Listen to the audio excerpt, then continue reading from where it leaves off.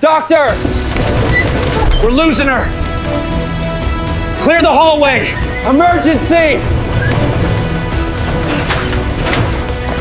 So wait, if this is vegetable oil and this is canola oil, but canola is a type of vegetable oil, are they the same?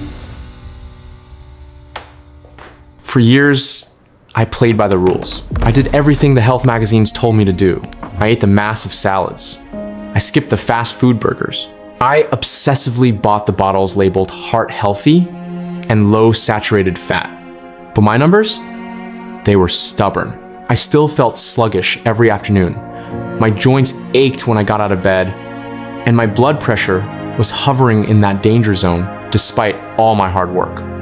I couldn't figure out what I was doing wrong. I thought it was the salt, or maybe I was eating too much red meat. But it wasn't. The culprit was sitting on my kitchen counter the whole time, right in plain sight. It was the very ingredient I was using to cook my so-called healthy food. I'm talking about the golden lie of the grocery store, which are the industrial seed oils.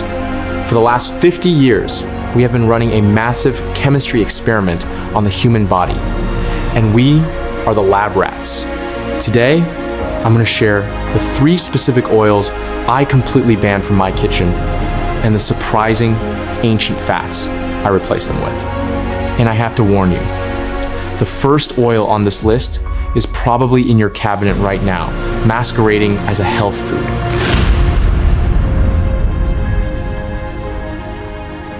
When I finally cut these out, the change wasn't just in my blood work.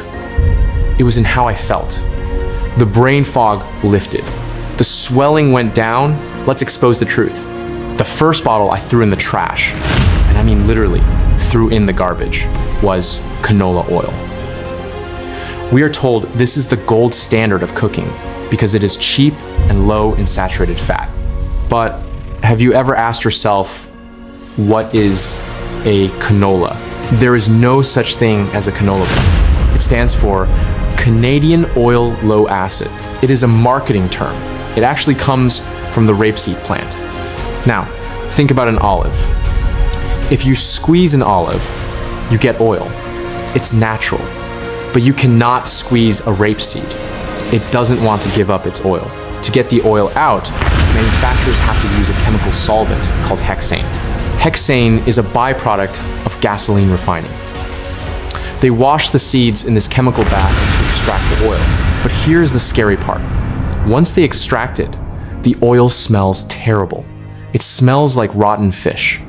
So they have to deodorize it. They blast the oil with super high heat to strip away the smell and bleach it to look that pretty golden yellow.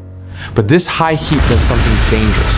It oxidizes the fragile omega-6 fats inside. When I learned this, I realized I was eating pre-damaged oil. Every time I poured this onto my skillet to cook my healthy vegetables, I was coating them in free radicals. Free radicals are like rust for your insides. They scratch and damage your artery walls, which leads to inflammation and plaque buildup. I was literally oxidizing my cardiovascular system, thinking I was being heart smart. So canola was the first to go. But the second one is even sneakier because it is hiding in foods you don't even cook. I decided to become a detective in my own pantry. I looked at my Italian salad dressing. The first ingredient, soybean oil.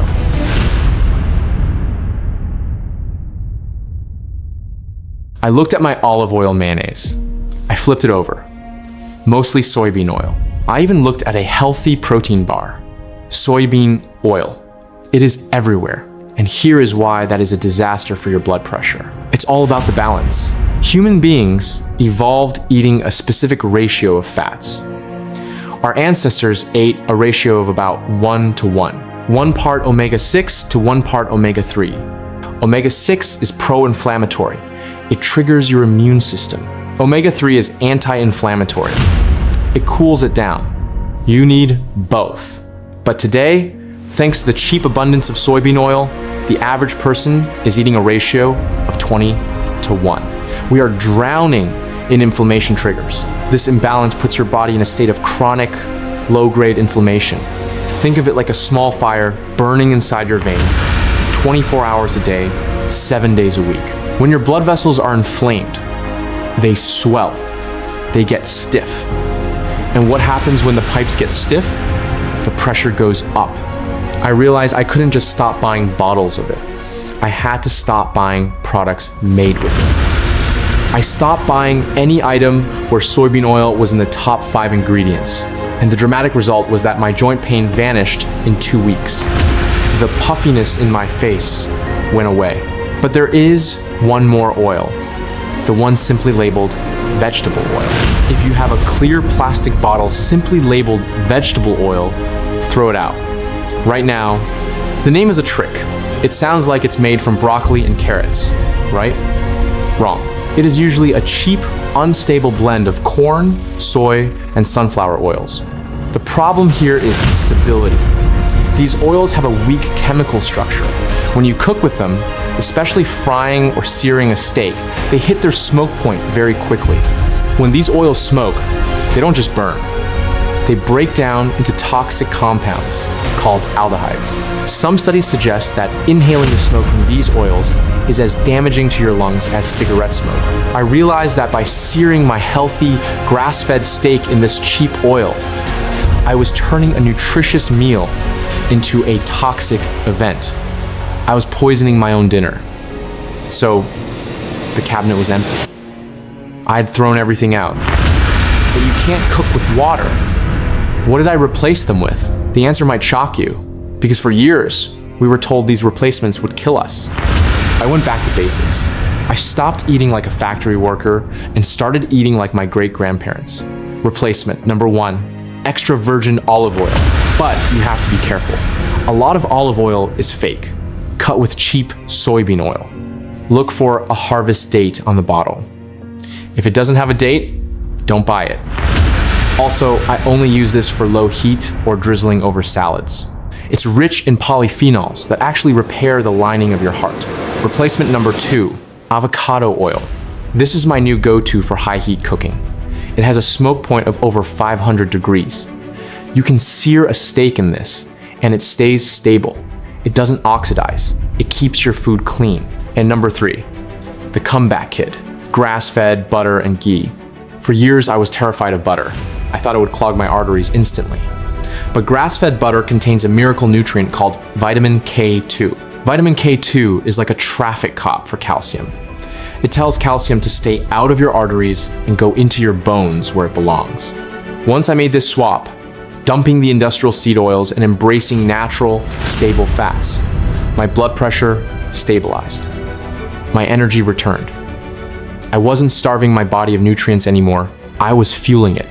But remember, removing the oil is only step 1. That stops the new damage. You still need to help repair the stiffness that has already built up in your arteries. Remember that 10-minute protocol I discovered using watermelon and peaches? If you haven't seen the specific way I use the white rind to boost circulation, you need to watch this video next. It explains the exact fruit protocol that pairs perfectly with these healthy fats to supercharge your results. Click right here, and I'll see you there.